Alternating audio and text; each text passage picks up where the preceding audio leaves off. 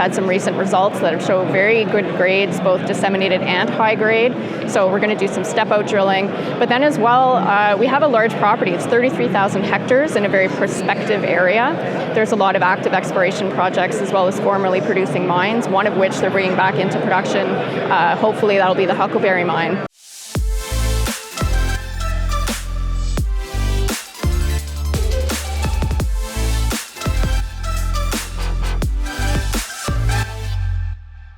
StockPulse.com, we are on location, the Vancouver Resource Investment Conference 2023 already, and I've got Sharyn Alexander, and she is the president of Sun Summit Minerals. That's SMN Toronto Venture Exchange, up there in central British Columbia. Central BC. Exploring. And you got a little bit of a history here with another project that's right down the road. So this is an interesting one to me. So why don't you kind of tie the geology in here? You might be just onto something.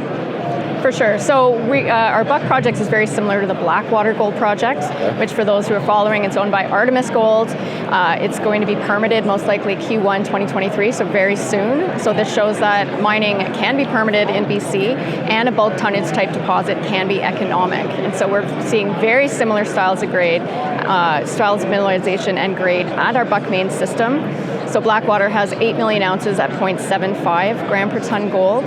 So we're seeing very similar grades and widths and grades at Buck main. And so keeping in mind that Buck is yet unconstrained, it's open in all directions, and with every drill program we keep finding more mineralization. So there's strong expansion potential there.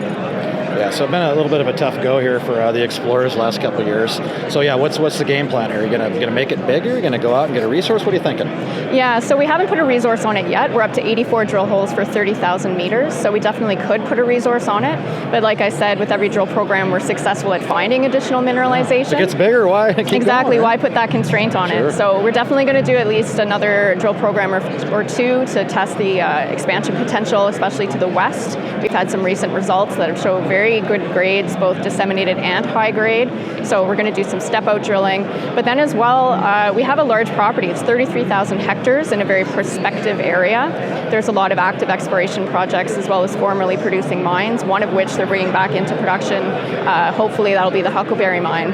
And so there's a lot of gold, silver, and copper exploration happening. So very prospective rocks, 33,000 hectares, new targets coming down the pipeline that have never been drill tested. We've done quite a lot of property-wide exploration, including geophysics and geochemistry. So we're compiling all that data and we're coming up with a pipeline of these targets and we're prioritizing them, and we're going to come up with a pretty aggressive drill program for 2023. Yeah, let me put you on the spot a little bit there. Aggressive. What's aggressive? You know, obviously a down year here. People looks like a pretty good vibe around here. Now people are excited, so I'd imagine the drill bit probably get them a little fired up.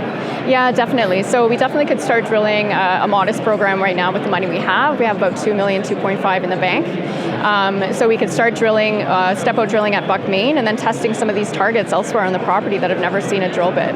So really exciting upside. And then of course, if we do raise money down the line, we could do a very aggressive program. So we have big hopes for 2023. Good. So one last question here. I always ask you guys this, and gals, what differentiates you? What makes you different from the rest of you? You got 100 and some companies in here, if not more, probably a few hundred actually. But why go chase gold with you and silver and all these other pretty metals? Yeah, for sure. So the Buck area, it's a great mining-friendly region. The infrastructure can't be beat. We can drive right to the drill rig. So you don't have the seasonality issues like you do in the Golden Triangle. Exploration costs are quite low. Using that comparison to Blackwater, we have similar grades that is showing to be economic, but Blackwater didn't have the infrastructure. And so these kind of grades with that kind of existing infrastructure really could be economic at the Buck system. We have money in the bank, we can start drilling. It's just a great project with a lot of exploration upside. So if we're talking here in a few months here, what's the latest piece of news that you had out here, you think? Stay tuned. I mean, these targets on the property really are going to set us apart. We just put out our assay results from the drill program from last fall. Really great high grade and disseminated. You know, it's the exploration upside of these additional targets, which I think is going to get people really interested. So you got money, you're in a good spot, you got a neighbor, you think you might be onto something. Yep. What's the tie this all up into one nice little message here for investors? More bang for the buck. More bang for the buck. There you go. Sharyn Alexander, she is the president of Sun Summit Minerals, SMN, Toronto Venture Exchange. Sharyn, appreciate that update. We'll look forward to checking back in when you get the wire again. Thank you. Good talking with you.